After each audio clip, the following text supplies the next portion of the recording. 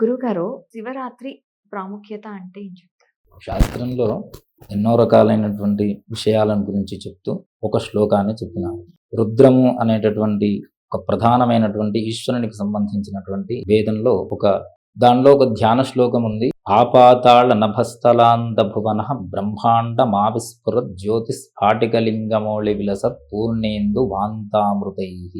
దీని గూఢార్థం ఏమిటంటే ఆ పాతాళ నభస్థలాంత భువన, పాతాళ లోకం నుంచి మనం ఇప్పుడు ఉంటున్నటువంటి లోకం ఏదైతే ఉందో భూలోకం, దాని నుంచి కిందికి 7 లోకములు. నభస్థలాంత, నభము అంటే ఆకాశము అని అర్థం. అక్కడ నుంచి 7 లోకములు అంటే కింది 7 లోకములు, పైన 7 లోకములు.